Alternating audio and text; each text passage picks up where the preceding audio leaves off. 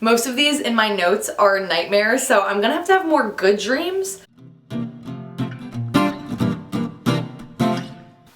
Hey everyone, it's Elizabeth. Welcome back for another Monday video. One day this week, I ended up going to bed at around midnight and waking up at 3 a.m. and it was because I had a nightmare.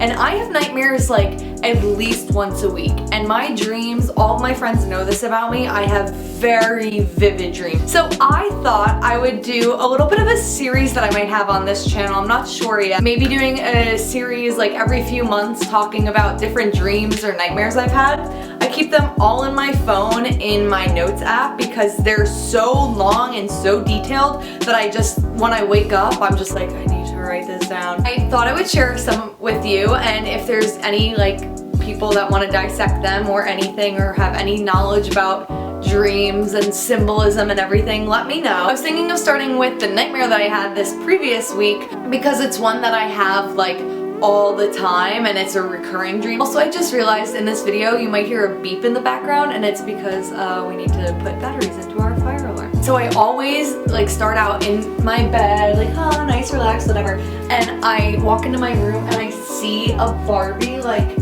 in my bed. And I'm like, oh cool, Barbie. And I always like go up to it, and I never played with dolls growing up, like ever. I get really excited about this Barbie and she ends up coming to life, like very Chucky-esque situation. And she's always like, you can't tell anyone about me, and I'm going to tell you everything you need to do and everything that you have to do and say. And it always freaks me out.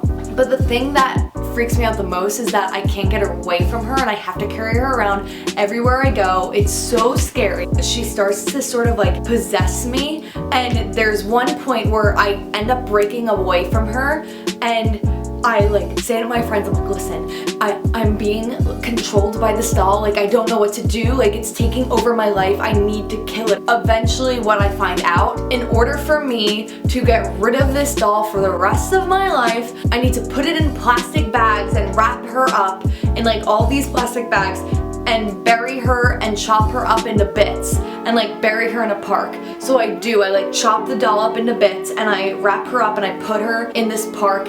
And then what happens is she comes to life, like she like forms together and turns into a bigger version of herself. I have to like fight her in order for me to win, and that's when the nightmare shifts whenever I have it, because sometimes I will like destroy her and beat her really easily, and other times it's a lot harder. It's so simple and it's just so scary to me, and it's a recurring nightmare that I have. It's so annoying. This one is like kind of a dream at first and then a little bit of a nightmare and like a dream. It's weird.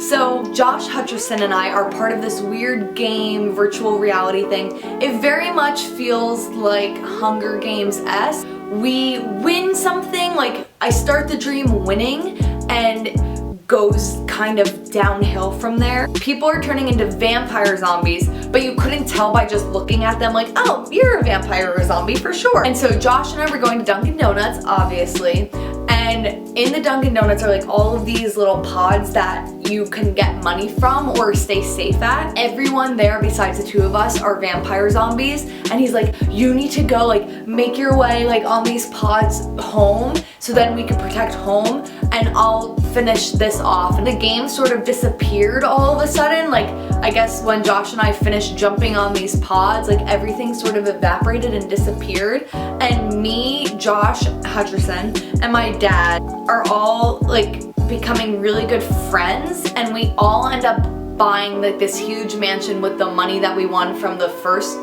competition. We were really interested in the showers. Like the showers need to be perfect. Like we need to have like the clear glass and just beautiful showers. Like that's what we really cared about in this house. We didn't care about anything else. And then we invited a lot of our friends to live with us as well. We're like, yeah, it's big enough. Like everyone can start living with us. And then every time we go outside, there would be different parts and like pockets of the town that got darker and darker. Like we didn't know what was going on. There's like clouds overhanging or anything. So then we realized that the game actually never stopped in the first place, and we were living in a post-apocalyptic world, Hunger Games, And so we had to keep fighting until only 2 people were left in the town fighting off all of us in the mansion. The like sort of pods came back and they were tickets, and there was like 100, 100, 100, and then there was a big 300 ticket. And we were like, we need to get the 300 ticket to stay safe. I ended up going to get supplies back at home, and Josh ended up staying there again, and he came back with the ticket, and we were like, okay, we're all safe, like everything's good, we're good. And then we got home and my dad turned into a vampire zombie. And we were like, well, now what? And so we used the showers that we had, and we like pushed my dad into one of the glass showers, and we just started like draining him with the water from the shower, because that's how you like drown someone. We were like putting it on him, and that was like releasing the vampire zombie from him, because we were like, well, we can't live with him, like we can't turn into vampire zombies. And then my dad ended up staying in the shower, and we were like, okay, well, that's that, like we finished, like we don't have any more work to do.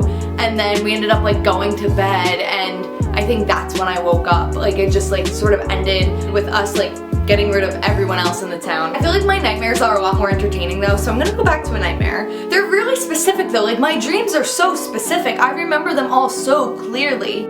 Hello everyone, this is Elizabeth in editing mode. I just realized that the third dream I was just about to tell you guys is very long and deserves its own little segment. So I'm going to be releasing it on Friday instead of Monday, so there's a little bit of a bonus YouTube video this week. Just was so long and I wanted to just make it its own thing. So this is me doing an outro, and the outro I filmed will be put on the Friday video. Like this video if you enjoyed it. Comment down below if you have any idea what either of my dream or nightmare mean, and also subscribe if you haven't subscribed yet so you can see the third one on Friday. Alright, see you guys, bye!